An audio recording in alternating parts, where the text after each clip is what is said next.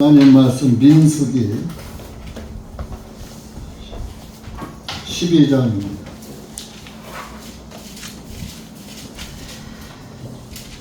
구약성경 민수기 12장 1절에서 마지막 절까지 읽겠습니다. 시작. 미리암과 아론이 모세가 혼인했던 에티오피아 여자로 인하여 모세를 비방하였으니 이는 그가 에티오피아 여자와 혼인하였기 때문이다. 그들이 말하기를 주님께서 오직 모세를 통해서만 말씀하셨느냐 우리를 통해서도 말씀하시지 아니하셨느냐 하니 주님께서 그것을 들으셨더라. 이제 그 사람 모세는 매우 온유하여 그 지면 위에 있는 모든 사람보다 더 온유하더라. 주님께서 갑자기 모세와 아론과 미리암에게 말씀하시되 너희 세 사람은 회중의 성막으로 나아오라 하시니 그들 셋이 나아갔더니 주님께서 구름 기둥 속에 내려오시어 성막의 문 입구에 서시고 아론과 미리암을 부르시니 그들 두 사람이 나아오니 그분께서 말씀하시기를 이제 내 말들을 들으라. 만일 너희 중에서 선지자가 있다면 나 주가 환상 가운데서 그에게 나를 알게 하기도 하고 꿈속에서 그에게 말하기도 하거니와 나의 종 모세는 그와 같지 아니하나니 그는 나의 온 집에서 신실하니라. 그와는 내가 직접 입에서 입으로 분명히 말하되 비밀리에 말하지 아니하며 그가 주의 모습을 보겠거늘 어찌하여 너희는 내 종 모세를 비방하기를 두려워하지 아니하느냐 하시고 주님의 놀라움이 그들을 향하여 불타오르시며 그분께서 떠나시니라. 구름이 성막으로부터 떠났는데 보라 미리암이 나병이 들어 눈같이 희더라. 아론이 미리암을 쳐다보니 보라 그녀에게 나병이 들었다. 아론이 모세에게 말하기를 슬퍼옵나이다 내 주인이여 우리가 어리석은 짓을 하여 죄를 범하였으나 내가 당신께 간구하니 그 죄를 우리에게 지우지 마소서. 그녀로 하여금 자기 어머니의 터에서 나올 때에 그 살이 반쯤이나 썩어 죽은 자같이 되게 하지 마소서 하니 모세가 주님께 부르짖어 말씀드리기를 오 하나님이시여 내가 주님께 간구하오니 지금 그녀를 고쳐 주옵소서 하니라. 주님께서 모세에게 그녀의 아버지가 그녀의 얼굴에 침을 뱉었을지라도 그녀가 7일 동안 부끄러워 아니하겠느냐. 그녀를 7일 동안 진영 밖에 두었다가 그 후에 너 그녀를 다시 받아들일지니라 하시니 미리암이 진영 밖에 7일 동안 갇혔고 미리암을 다시 데려올 때까지 백성들은 진행하지 아니하다가 그 후에 백성들이 하셀롯에서 떠나 바란 강에서 진을 쳤더라. 기도하시겠습니다. 고맙고 감사하신 하나님 아버지, 하나님은 우리를 사랑하셔서 자기 생명까지 내어주시면서 우리를 사망 권세에서 지키시고 사망 권세를 이길 수 있는 믿음을 갖도록 은혜 베풀어 주심을 감사합니다. 이 한 시간도 주님의 말씀으로 다시 태어난 그리스도인들이 하나님의 말씀으로 생명의 양식을 삼고자 모였습니다. 이 한 자리에 모인 주님의 사랑하는 영혼들 한 영혼 한 영혼 기억하시고 말씀의 마음판에 새겨지고 그 말씀이 또 깨달아지고 말씀이 믿어지고 그 믿어지는 말씀에 순종하며 살아가는 그리스도인들이 될 수 있도록 은혜 베풀어 주시옵기를 간절히 원합니다. 이 한 시간도 말씀을 사모하는 심정 위에 주님의 말씀이 임할 줄 믿사옵고 예수님의 이름으로 감사하며 간절히 기도하옵나이다. 아멘.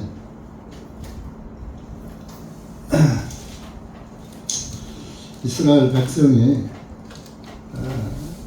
출애굽을 해가지고 한 달 동안은 자기들이 가지고 나온 양식으로 살았어요. 그런데 이제 한 달이 지나니까 자기들이 가지고 놓은 양식이 끊겼어요. 그래서 또 하나님을 원망을 했죠. 그랬더니 하나님이 하늘에서 만나를 출애굽기 16장에서 내려주셨어요. 그래서 그 만나를 이제 지금으로 말하면 눈과 같이 희고 깨끗하고 아주 세미했다. 그래서 만나도 예수님의 모형이기도 하고 말씀의 모형이기도 하고 뭐 그렇습니다. 그래서 그 만나를 내리니까 이것이 무엇이냐, 만나를 보고 이것이 무엇이냐. 여러분들이 하나님의 말씀을 들을 때 이 말씀이 무엇을 우리에게 말씀하시느냐 하는 것을 여러분들도 아시면은 그 만나가 맛있어요. 말씀. 그래서 이것이 무엇이냐 하고 의문점을 가지고 그 만나를 먹으니까 꿀같이 달더라 그랬어요. 여러분들도 하나님의 말씀에 이 말씀은 무엇을 우리에게 기원하시는가 하는 마음을 가지고 말씀을 들으시고 읽으시면 그것이 말씀이 꿀같은 말씀이 될 수가 있습니다. 그런데 이제 그 다음에는 또 한참 먹다 보니까 이제 만나가 이제 기름 섞인 과자로 꿀같이 달단 것이 그저 기름에 튀김 맛 정도로 고소한 맛만 나는 맛이 또 변해가요. 근데 이제 그러더니 이제 세 번째 민수기 11장에서는 또 원망을 해요. 원망을 하는데 이 원망할 때 누가 원망을 하느냐. 11장 한번 민수기 11장 앞으로 한번 넘겨보세요. 4절 보면 그들 가운데 섞여 사는 무리가 탐욕을 품음에 이스라엘 자손도 다시 울부짖으면서만 누가 우리에게 고기를 주어서 먹게 하리요. 우리가 이집트에서 마음껏 먹었던 물고기와 오이들과 참외들과 부추들과 양파들과 마늘들이 기억나군요. 이 원망하면서 애굽의 양식을 그리워하는 데에 앞장선 것이 4절에 보면 그들 가운데 섞여 사는 무리가 있었다. 이스라엘 민족들 가운데 섞인 무리가 있었다. 섞인 무리가 뭐냐? 그 출애굽기 12장에 보면 섞인 잡족이 같이 나왔다는 말씀이 있어요. 이게 구원받지, 교회로 말하면 구원받지 못한 사람이 섞인 무리가 되는 거예요. 다시 태어나지 못한 사람. 인정은 하는데, 예수 그리스도의 복음을 인정을 하는데 다시 태어나지는 못했어. 머리로는 인정을 해요. 그런데 그 마음의 할례는 이루어지지 않았다. 그런 사람이 섞인 무리예요. 섞인 무리가 하는데 5절에 보면 애굽의 양식이 이집트에서 마음껏 먹었던 것이 6가지예요. 그 전부가 정력식품이에요. 세상. 그래서 그것이 먹고 싶다. 이제 구원을 확실히 이제 받지 못하면 옛날로 돌아가고 싶은 거예요. 옛날에 추억이 생각나죠. 그런 것도 있는 것입니다. 그러더니만 그 만나의 맛은 기름 섞인 과자로 바뀌어진 것입니다. 그러다가 이제 민수기 20장에 가서는 뭐야? 하찮은 식물로 바뀌어졌지. 먹기 싫어 이거 이제 싫어. 그래서 불뱀에게 물려서 죽죠. 그런데 이제 오늘 12장에서는 모세가 에티오피아 여인을 취했다. 여러분들 이제 창세기에 보면은 모세의 부인 십보라라는 여인이 나와요. 그 여인이 구스 여자였어요.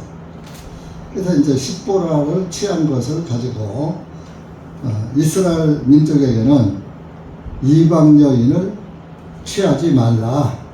다른 나라 사람에게는 시집도 가면 안 되고 장가도 가도 안 되고 취하지 말라 했는데 모세가 이티오피아 여인을 취했더라. 그러니까 거기에서 그 문제를 놓고 제일 말썽을 일으킨 사람이 바로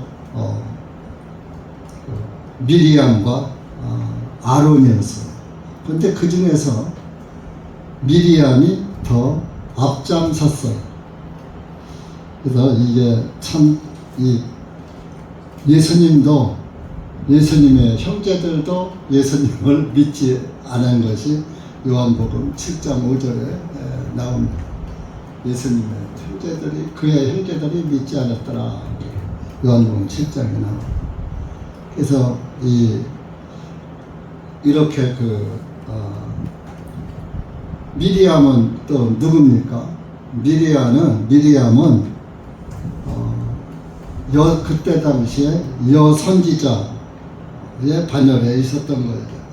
구약 시대에는 여선지자도 있었고, 신약에도 너희 아들과 딸들이 예언하리라. 이제 그런 성령이 임하면, 그래서 이제 빌립의 딸들이 예언한 그런 기록이 사도행전에 있습니다. 이제 그래서 이런 이 선지자가 구약 시대도 있었고, 또 빌립의 딸들이 예언한 것도 있었고, 그래서 오늘날 여자 목사들이 그걸 가지고 이 여선지자도 있었잖아, 이렇게 여자 목사 해도 된다, 이렇게 끌고 가는 거예요. 그래서 이 미리암은 출애굽기에서도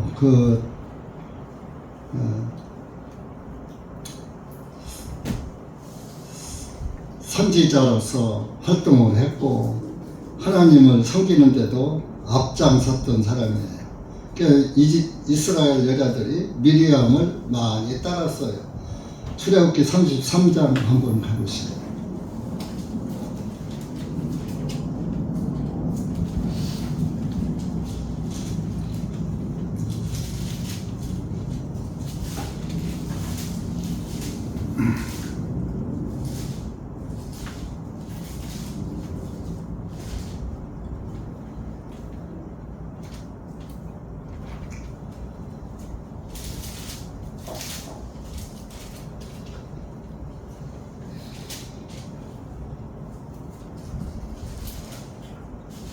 이 3장 10절부터 11절 그 말씀이 아니네. 일단 이것도 이따가 해당되는 말씀이니까 읽읍시다. 10절에서 11절 시작. 모든 백성들이 그 구름 기둥이 성막문에 선 것을 보고 모든 백성들이 일어나 곧 자기 장막문에 서서 경배드리니라. 주님께서 사람이 자기 친구에게 말하는 것과 같이 모세와 대면하여 말씀하셨더라. 그가 다시 친형으로 돌아왔으나 그의 종 눈의 아들 청년 여호수아는 그 성막 밖으로 떠나지 아니하였더라. 이제 이 말씀은 이제 요 밑에 민수기 12장에 가면은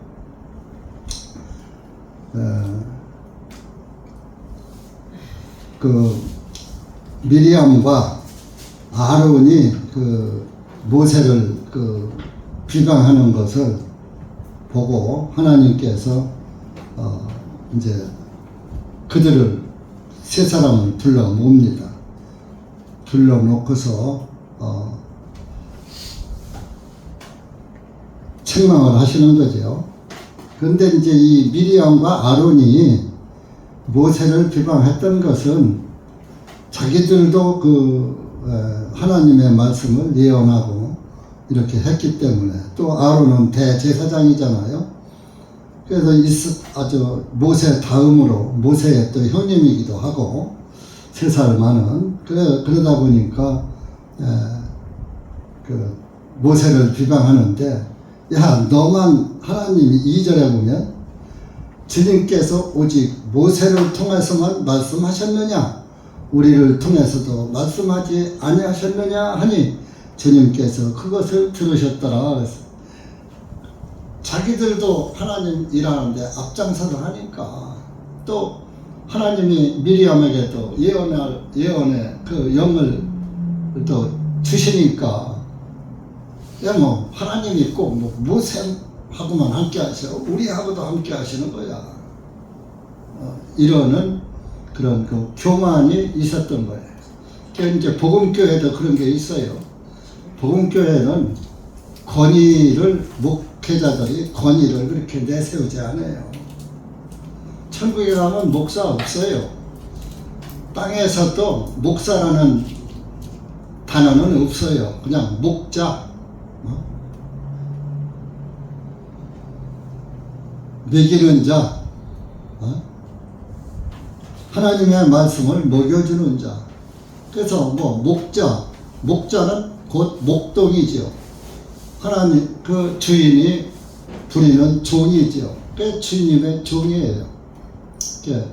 그런데 목자가, 자자가 놈자자를 쓰다 보니까 먹이는 놈 이렇게 되잖아요. 그래서 어차피 하나님의 말씀을 조금 더 먼저 알아서 알지 못하는 이들에게 가르쳐주는 거니까, 가르치는 사람이 스승이잖아요. 그 스승사자를 붙여준 거예요. 하나님의 말씀을 가르치는 일을 하니까. 그건 좀 의욕이라고 하죠. 그것을 갖다가 이제 일부 이제 사이비들이 성경에 목사가 없는데 개신교회에서, 교회에서는 목사가 있다, 성경에는 장로만 있다, 그래서 장로를 세워가지고 장로가 말씀을 전하는 거예요. 그런데 성경을 자세히 보면 목사가 장로고 감독이더라 이런 얘기입니다. 감독 따로 있고 장로 따로 있고 목사 따로 있는 게 아니에요. 네? 그것을 모든 교회들이 몰라요. 그래서 목사 따로 있고 장로 세우고 감독 따로 있고 그래요. 교파에 따라서 전부 달라요. 그래서 이들이 미리암이 교만했던 거예요. 그런데 하나님은 그것을 책망하신 거죠. 그 3절에 보면 이제 그 사람 모세는 매우 온유하여 그 지면에 위에 있는 모든 사람들보다 더 온유하더라. 모세는 아주 참 어떤 면에 예수님의 모형이기도 하거든요. 또 예수님도 나는 온유하고 겸손하다, 나의 멍에를 메고 내게 배워라, 그런 말씀 하셨잖아요. 그래서 참 모세도 온유한 것은 정말 예수님 다음으로 온유했던 거예요. 근데 하나님을 모독할 때는 아주 또 단호했어요. 그리스도인들은 온유하면서도 예수 그리스도를 대적하고 모독하는 자에게는 담대해야 되는 거예요. 출애굽기 32장 한번 가보세요. 32장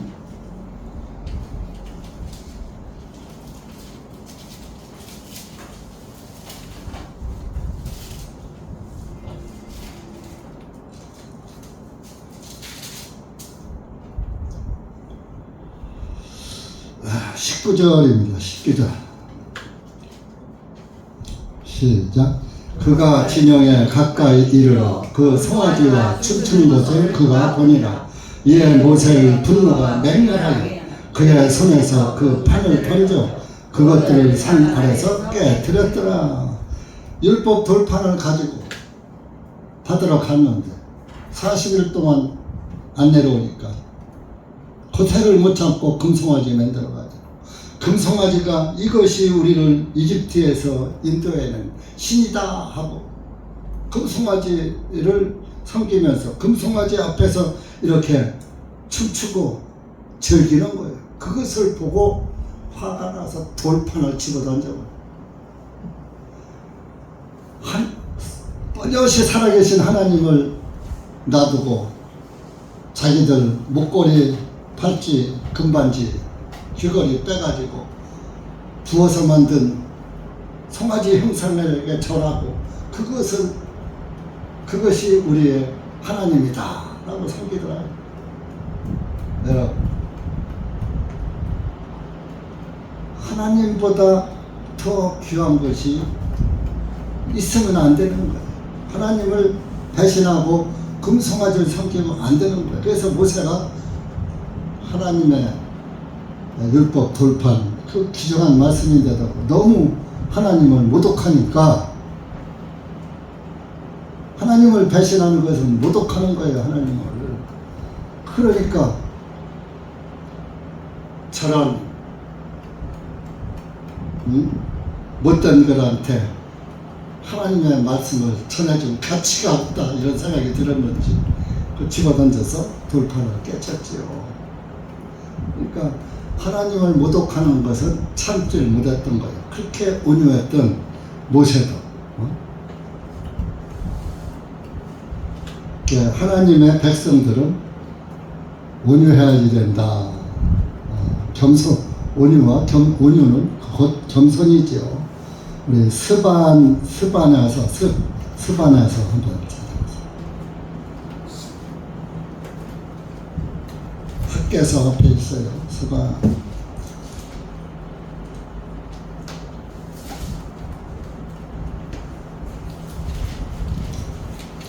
스바냐 2장 3절. 시작. 주의 공의를 지켜온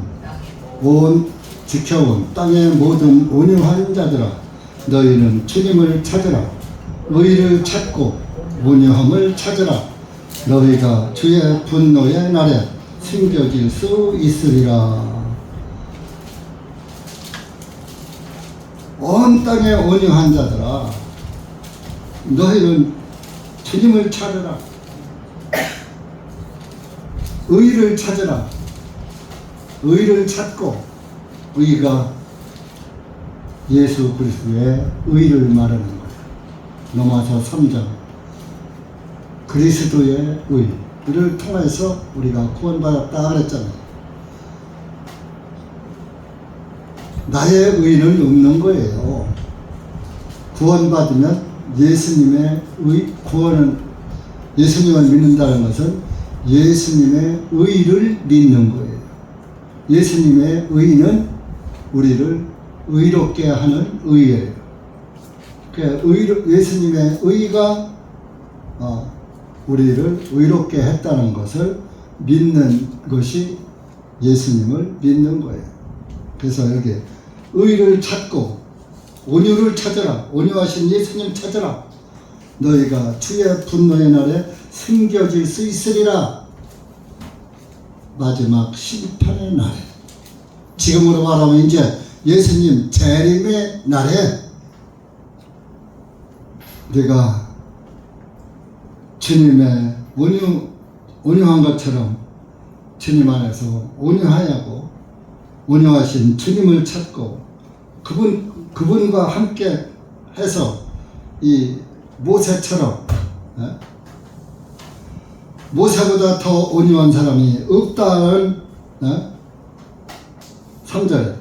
그 사람 모세는 매우 온유하여 그 지면 위에 이 세상에 있는 모든 사람들보다 더 온유하였더라. 근데 모세가 뭐가 더 온유해요? 애굽에서는 어쨌든 이집트 사람이지만 사람도 때려 죽였지. 이방 여인 취하지 말라고 했는데 이방 여인을 취해서 장가도 갔지.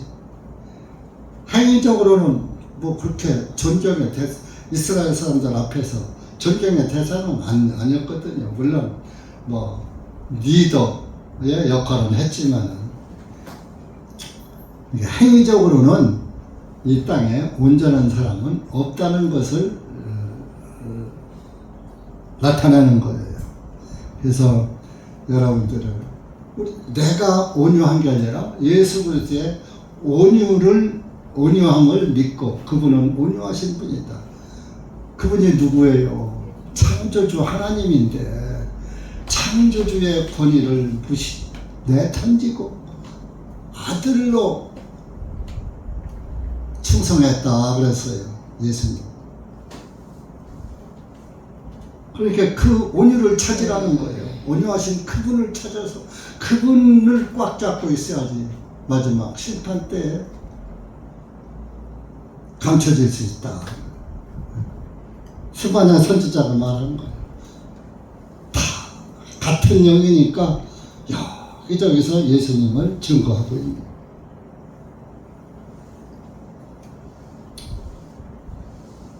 그래서 그 세 사람을 4절에 보면 불러내렸어요. 불러내가지고 모세와 아론과 미리암에게 너희 세 사람 해막으로 나아오라 하시니 그들 셋이 나아갔더니 주님께서 구름 기둥 속에 내려오셔 성막문 입구에 서시고 아론과 미리암을 부르시니 그들 두 사람이 나오매 그분께서만 이제 내 말을 들으라. 만일 너희 중에 선지자가 있다면 너희 중에 선지자 누구요? 미리암이죠. 주가 환상 가운데서 그에게 나를 알게 하기도 하고 꿈속에서 그에게 말하기도 하거니와 이런 말씀 때문에 요즘 일반 교회에서 종교가 하나님이 나에게 꿈으로 응답하셨어, 환상으로 응답하셨어, 음성으로 응답하셨어 이 소리를 하는 거예요. 그것은 이때는 성경이 기록되지 않았을 때니까 꿈으로도 말씀하시고 환상으로도 말씀을 하실 수밖에 없는 거요. 지금은 말씀 기록이 신구약이 다 완성됐잖아요. 근데 뭘 꿈으로 환상으로 예언으로다가 그것이 알려줄 필요 없잖아. 성경을 읽으면 내가 깨달은 것은 너희도 깨달을 수 있으리라 그랬잖아요.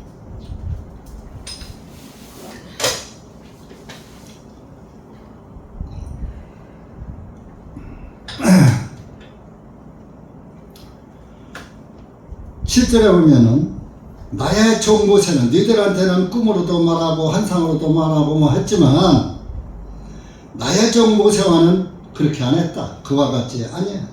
그는 나의 온 집에 신실하니라. 아주 신실한 사람이야. 그래서 내가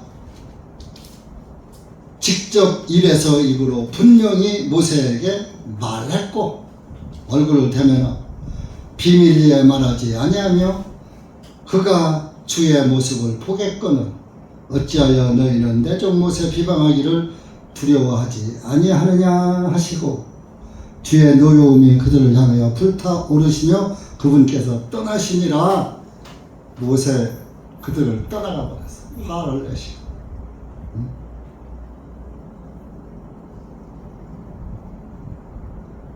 그게 아까 이제 그 출애굽기 33장 11절 말씀가 이제 8절 말씀이 연루되는 건데, 그래서 실제적으로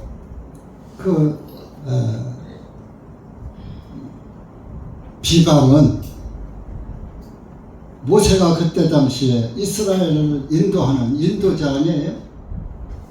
하나님의 말씀을 듣고 직접 듣고 이스라엘에게 전해주는 정말 그 하나님의 최고로 그 참 선택받아서 하나님의 백성들을 인도하라.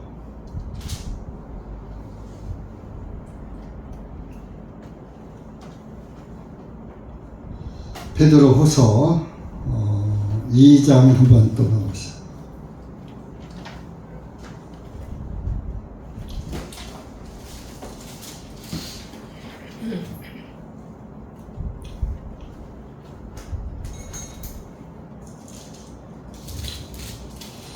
구절에서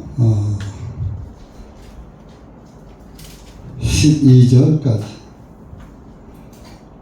시작. 주님께서는 경건한 자들을 유혹에서 건져내시고 불의한 자들을 심판의 날까지 예비해 두셔서 형벌에 처하실 줄을 아시나니 특히 더러운 정욕 가운데서 육신을 따라 행하고 통치 권위를 무시하는 자들이라. 그들은 주제넘고 자기 뜻대로 하며 위험이 있는 자들을 비방하기를 두려워하지 아니하나 더 큰 능력과 힘을 가진 천사들조차도 주님 앞에서 그들을 대적하여 욕설로 비난하지는 아니하느니라. 그러나 이들은 잡혀서 죽게 된 본성이 잔인한 짐승들 같아서 자기들이 깨닫지 못하는 것을 비방하다가 그들 자신의 썩어짐 속에서 완전히 멸망하게 되리라.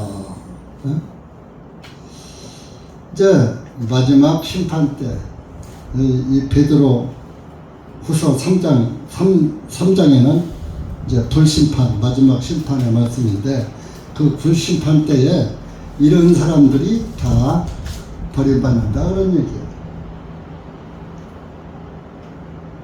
경건한 자들을 유혹에서 건져내시고, 경건한 믿음을 가진 사람은 사탄의 유혹에서 건져내시고 불의한 심판의 날까지 예비해 두셔서 형벌에 처하실 줄 아시나. 비록 특히 더러운 정욕 가운데서 육신을 따라 행하고 통치 권위를 무시하는 자들이다. 하나님의 통치 권위를 무시해 세상 정욕 가운데 살면서 그들은 주제넘어 하나님 보시고 자기 뜻대로 하며 위험이 있는 자를 비방하기를 두려워하지 아니하나. 위험이 있는 자는 하나님의 권위의 말씀 안에 있는 자들의 권면을 듣지 않는다. 비방하게 그들을 또 비방도 해 두려워하지 무시하는 자들아. 그들은 주제넘고 자기의 뜻대로 하며 위험 있는 자들을 비방하기를 두려워하지 않는다. 이제 오늘날로 말하면 목회자들을 비방하고 구약시대는 선지자 사도들을 비방하고 그랬죠. 그래서 더 큰 능력 힘을 가진 천사들조차도 이제 이 경건치 않은 자들 그들보다 더 큰 능력을 가졌어. 천사들. 근데 천사들도 주님 앞에서 하나님의 일을 하는 사람, 주님 앞에서 그들을 대적하여 욕설로 비난하지는 않더라 이런 얘기입니다. 그러니까 사탄의 천사들도 하나님의 그 말씀의 권위에 있는 사람들을 비방하지 않는데 악의 천사들도 않는다 이거 비방을. 그럴 때 경건치 아니한 사람들은 비방을 한다 그런 말씀을 하는 거예요. 그러면 12절에 그런 사람은 잡혀서 죽게 된 본성이 잔인한 짐승 같아서, 짐승으로 비교합니다. 자기들이 깨닫지 못한 것을 비방하다가 자기들이 모르니까 비방하기를 두려워하지 않는 것.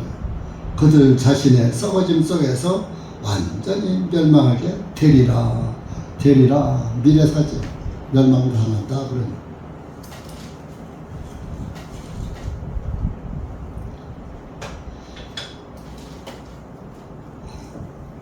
그런데 왜 내 종 모세를 니들이 비방하느냐? 미리암 아론을. 미리암이 더 앞장섰던 거예요. 그래서 여기 1절에 보면 미리암과 아론이 그랬어요. 아론이 제일 큰 오빠고 그 다음에 모세고 미리암이고 그 다음에 모세가 3남매 중에 끝에라고. 미리암이 누나니까.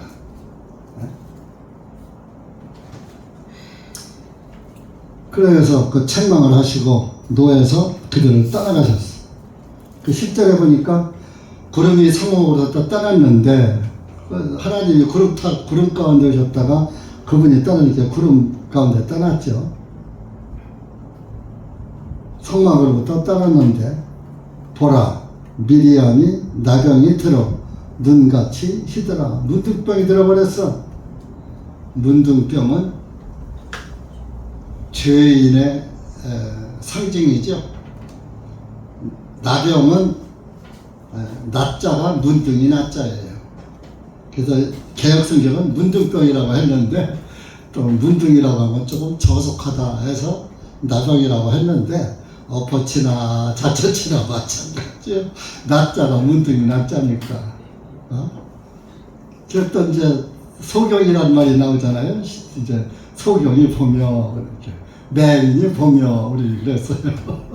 왜 맹인이라고 하느냐? 우리 저 영천에 가면 백 목사님이 맹인이잖아요.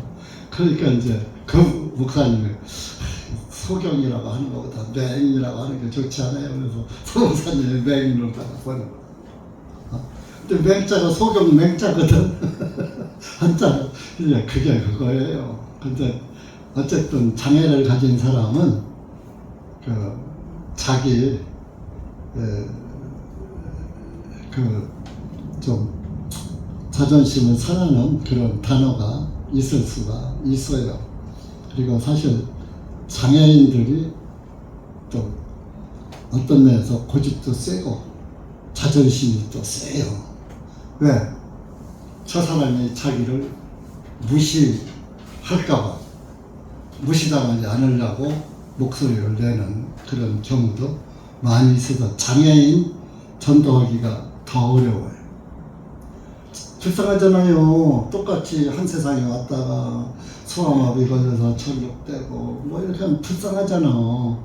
그래서 이 땅에서 고생했으니 구원이라도 전해서 복음이라도 전해서 다음 세상에서라도 정말 하나님 나라에서 영생의 길을 가게 알려주고 싶은 마음이 들잖아요. 그래서 복음을 얘기하면 그들도 종교에 다니는 사람이 많아요. 또 장애인들.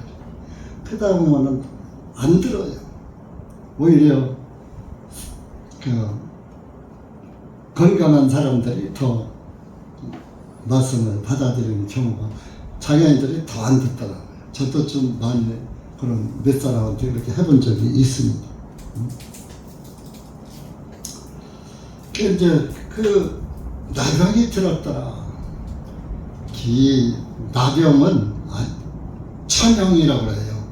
하늘에서 내린 형벌이다. 병 중에 최고로 아주 불치병이고 정말 살이 썩어 들어가는 그런 또 전염병이기도 하고. 그래갖고 남한 장군이 나병 환자 아니에요. 얼마나 이중 생활을 괴로움을 당했습니다. 낮에는 번쩍이는 투구와 갑옷을 입고 천하를 호령했지만 밤에 그 갑옷을 벗어놓으면 몸에서 기름이 흐르고 사랑하는 아내도 옆에 못 오고 각방 쓰라지대. 얼마나 외롭겠어요. 그래서 문둥병은 특징은 감각이 없다, 외롭다. 그런 그 특징이 있는 거예요. 그래서 죄가 나병의 상징으로 나타나는 거예요. 그 죄를 내가 범하면서도 죄인 줄을 몰라. 자기는 깨끗하게 사는 줄 알아. 죄를 범하면서. 그게 나병 환자. 여러분들이 구원을 받으려면 자기의 죄를 알고 자기가 정말 참 내가 문둥병자였었구나 하는 것을 알아야지. 그래야 병을 고치지. 자기 병을 모르는데 그 병이 어떻게 치료합니까? 진찰을 잘 해야 그 병명을 잘 찾아내야 그 병에 합당한 처방이 나와서 그 병을 치료할 수 있듯이 여러분들도 자기 죄를 잘 알아야 내가 어떤 존재라는 것을 잘 깨달아야 예수님이 크게 보이는 거예요. 그래서 그것을 깨달은 사람이 복음을 깨달은 사람이 부른 찬송이 내가 늘 말하지만 백이장 찬송이야. 예수님보다 더 귀한 것이야. 그래서 내가 여러분들한테 그거 부를 때 한마디씩 꼭 하죠. 예수님보다 더 귀한 것이 있는 사람은 엄내로 부르라고. 근데 엄내로 부르는 사람 하나도 없더라고. 네? 그것은 여러분들에게 예수님보다 더 귀한 것이 없는 삶을 살아라는 그런 뜻에서 여러분들한테 한 것이지 여러분들을 무시하고 경멸해서 한 것이 아니에요. 예수님보다 더 귀한 것이 없는 그런 그리스도인을 살면서 이 찬송을 불러야 하나님이 기뻐 받으시지 않겠느냐. 그런 의도에서 그런 말씀을 제가 드린 겁니다. 그래서 뭐요? 문둥병 걸리니까 아론이 어떻게? 하나님은 떠나가셨고 11절에 모세에게 부탁합니다. 슬픕니다. 내 주인이요. 자기 동산 보고 내 주인이래요. 어쩔 수 없어요. 하나님이 세운 종이니까. 여러분 천주교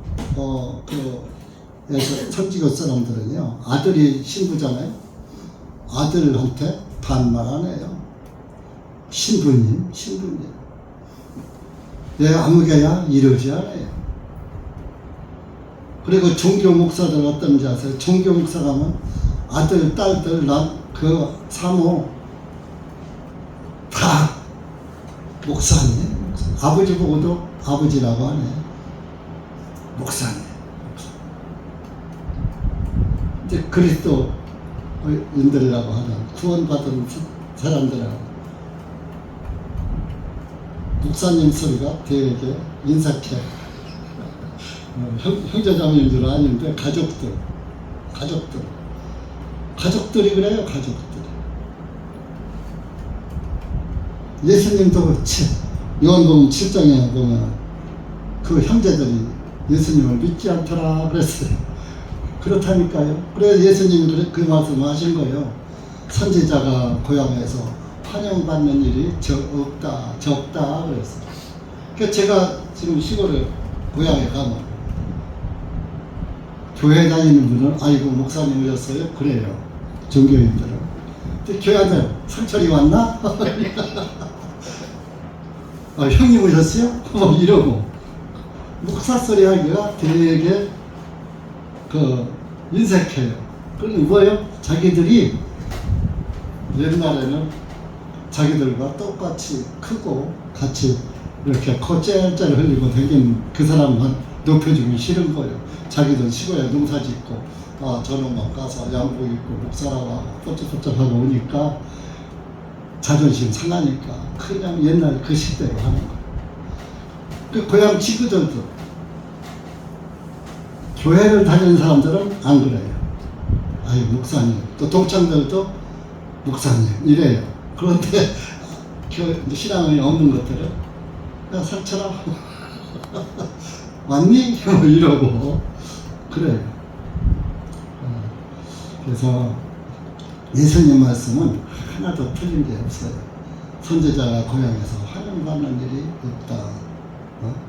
또 가족들이 또 잘 따르죠. 우리 형제들 대전에 몇 명 있는데 교회 와 안 와? 이게 안 와요. 구원은 받았대. 받긴 그렇게 구원 받으면 오지 말래도 와. 왜? 성령님이 말씀을 말씀과 성령님은 하나니까 서로 땡기는 게 있는 거야. 성령님이 땡겨. 내 안에 성령님이 말씀 앞으로 딸려가는 거예요. 자꾸 모임에 가고 싶고 신앙생활 하고 싶은 거예요. 그런데 성령이 없으니까 지남철에 지푸라기가 붙어요. 나무떼기가 붙어요. 그러니까 그 신앙생활이 말로는 구원받았대. 머리로만 구원받았대. 이런 얘기 그냥 하는 것 같지만 속이 이런 말을 할 때 정말 답답합니다. 그 모세한테 가서 우리가 어리석은 짓을 하여 11절에 죄를 범하였으나 내가 당신께 간구하니 그 죄를 우리에게 지우지 마소서. 그 죄를 우리에게 짐지우지 말라 이런 얘기예요. 그 죄 좀 풀어달라 그런 얘기예요. 지우지 마소서가 짐지우지 마소서 그런 뜻이에요. 지우지 마소서 이렇게 내 죄를 지우지 말고 꼭 기억해라 그런 뜻이 아니라 그 죄를 우리에게 짐지우지 말라. 그녀로 하여금 자기 어머니의 태에서 나올 때에 그 살이 반쯤이나 썩어 죽을 자같이 되게 하지 마옵소서. 나병 걸려서 막 다 썩지 좀 말게 해달라. 그러니까 모세가 어떻게 해요? 하나님께 부르짖었어. 고쳐주십시오 하고 중보기도 한 거예요. 지금도 저와 여러분은 문둥병 같은 범죄를 저지르고 있잖아요. 지금도 예수님은 우리의 중보자로서 변호사로서 대언자로서 우리를 변호하고 계시는 모형인 것입니다.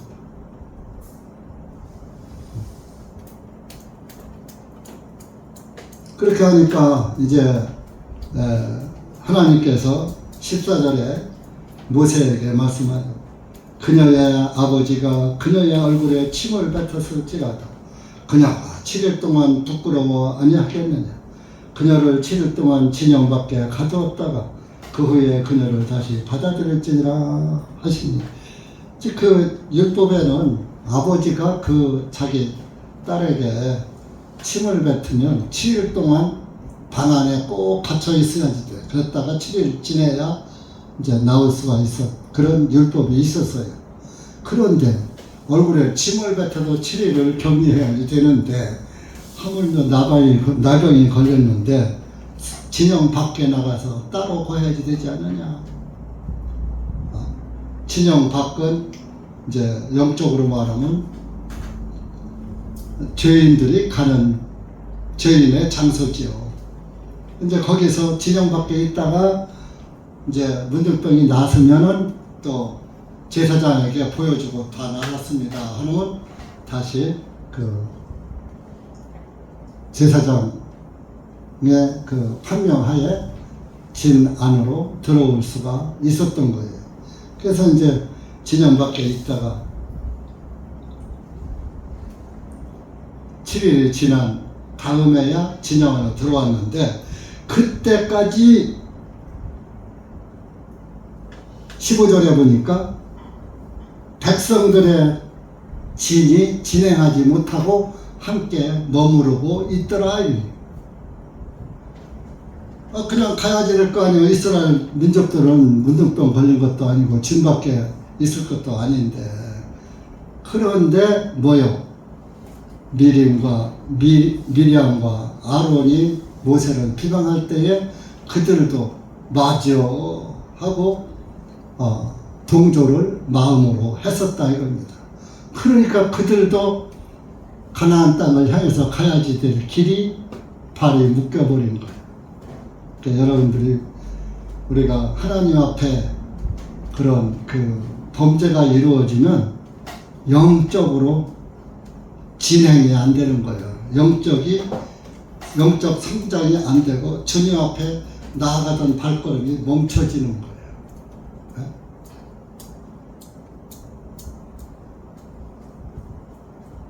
그리고 또 이 미리암의 범죄로 나병으로 인해서 이스라엘 진들이 다 일행들이 못 가.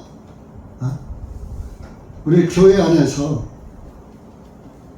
예를 들어 섞인 무리가 있었다.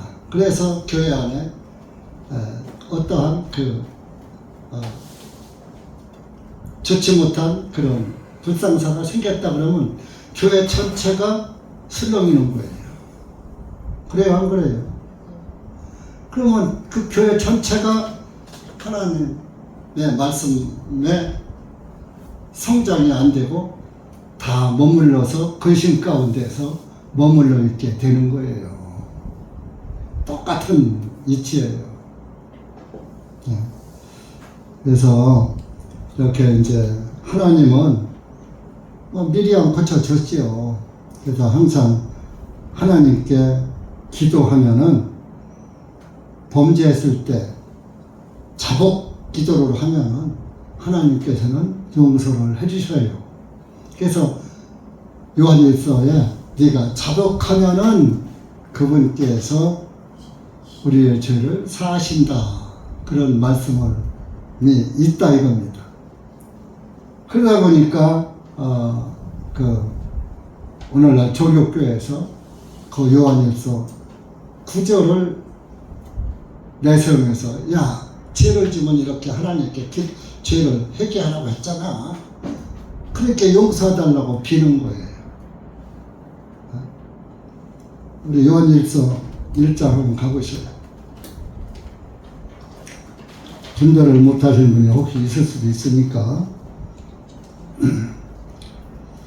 9절 10절 읽어봅시다. 요한일서 시작.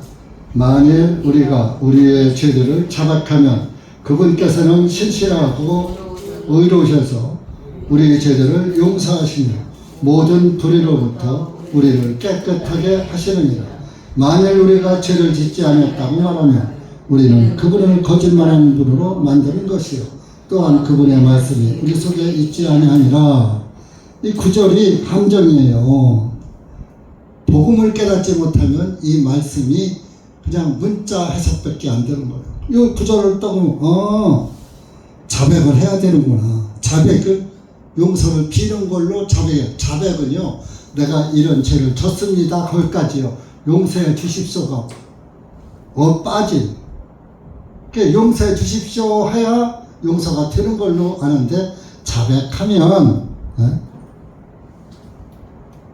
그분은 신실하시고 의로우셔서 우리 죄들을 용서하시며 모든 불의로부터 우리를 깨끗하게 하시느니라. 자백하면은 2장 1절로 넘어가서 그분이 변호를 해서 우리를 깨끗하게 만들어 주시는 거예요. 이게 장자리 없는 거예요. 원래 쭉 이어진 것인데 스테파노스가 이렇게 성경을 난도질해서 1장 다르고 2장 다른 줄 알아요. 쭉 이어지는 거라고.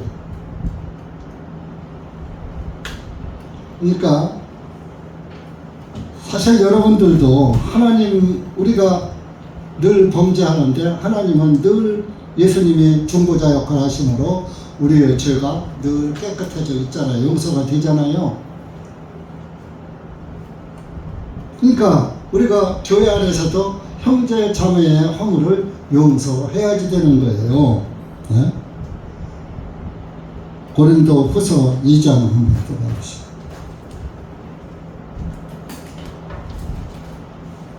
근데 어떤 사람들은 용서를 안 해, 끝까지. 그럼 구원이 아닌 거예요, 그 사람은.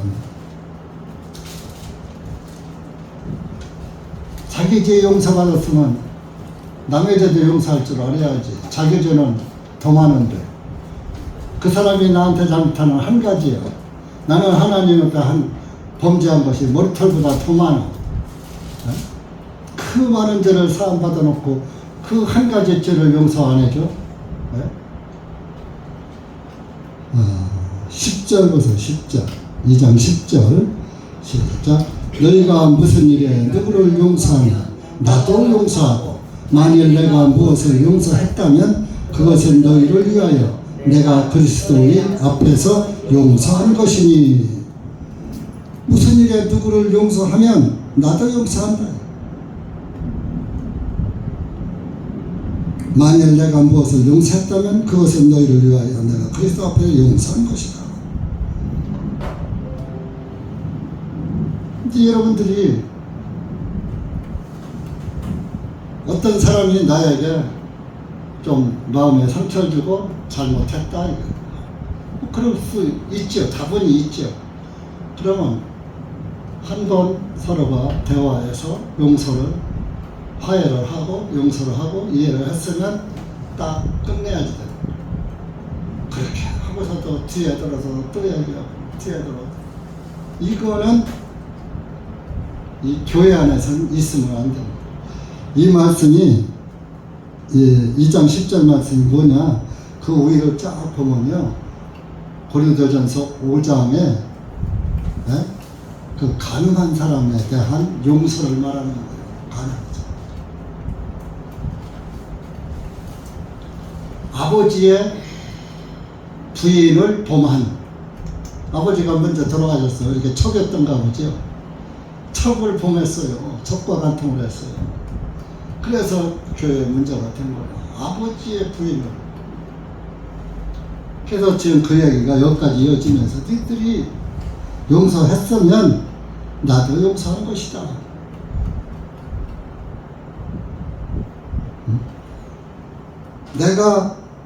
만일 내가 무엇을 용서했다면 그것은 너희를 위하여 내가 그리스도 앞에서 용서한 것이다. 예수님 앞에서 내가 용서한 것이니까 다시 그것을 거론하지 말아라. 근데 그걸 자꾸 말할 때마다 도내면 그 사람은 주님 앞에서도 용서받은 사실이 없는 거야. 그러니까 남의 죄도 용서가 안 되는 거야. 남의 죄가 용서가 안 되니까 자꾸 얘기할 수밖에 없는 거야. 복음은 한 번 용서하면 그것이 끝이에요. 그렇다고 자꾸 죄를 아주 고의적으로 짓는 것은 그건 하나님을 우롱하는 것이죠. 또 어떤 사람은 그러더라고요. 믿음이 좋은 거라고.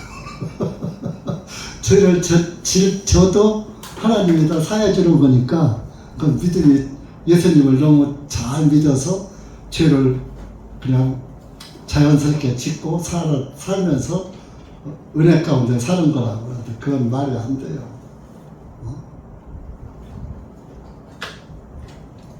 그건 육신적으로 갖다가 억지로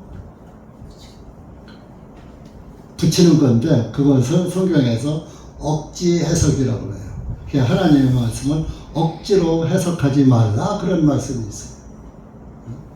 그래서 여러분들이 하나님의 말씀은 억지 해석도 얼마든지 할 수 있어요. 자기한테 필요한.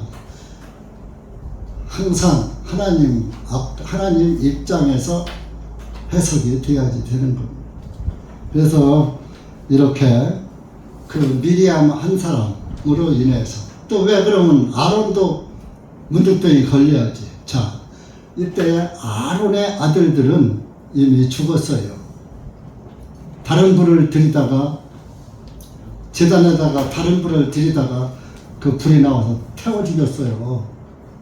그러니까 아들이 없어요.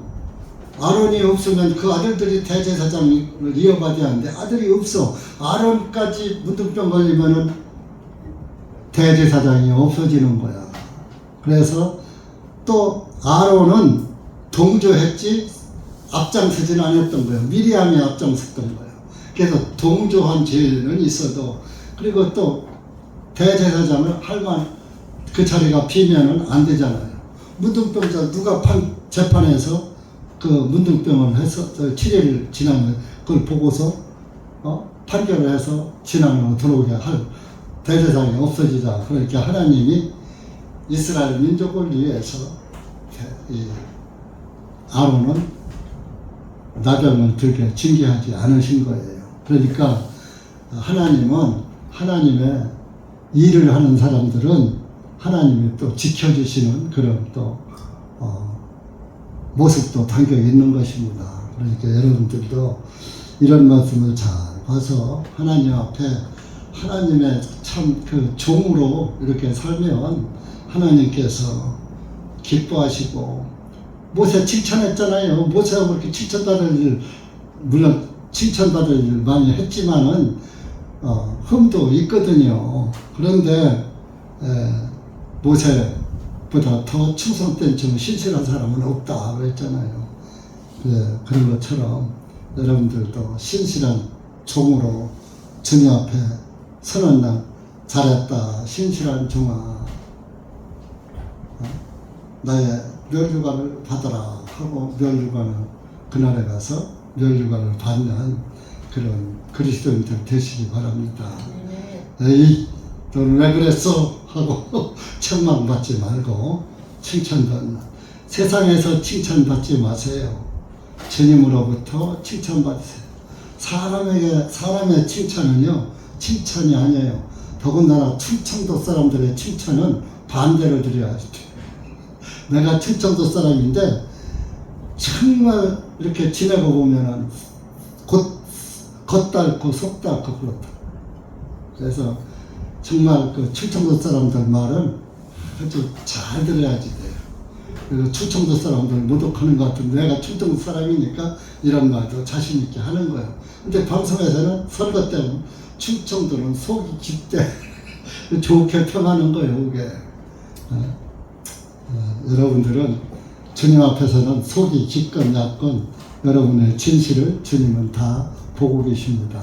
여러분들의 속 중심을 보고 계십니다. 마음이 어디로 향하고 예수님께로 향하는지 다른 데로 향하는지 다 알고 계십니다. 숨을 만한 그늘이 없느니라 하는 그런 하나님의 말씀을 기억하시고 주님의 이게 칭찬받는 그리스도인들 되시기 바랍니다. 네. 기도합시다. 은혜의 주님 감사합니다. 오늘 우리가 민수기 12장 말씀을 통해서 다시 한번 주님의 은혜의 말씀을 우리의 삶의 지표를 삼기 위해서 말씀을 잠깐 분별해 보았습니다. 여기 고개 숙인 사랑하는 주님의 자녀들 기억하시고 한 영혼 한 영혼 주님 앞에 온유하고 신실한 그리스도인으로 남게 하셔서 주님께 영광 돌리는 주님의 교회들이 될 수 있도록 은혜 베풀어 주시옵소서. 예수님의 이름으로 감사드리며 기도하옵나이다. 아멘.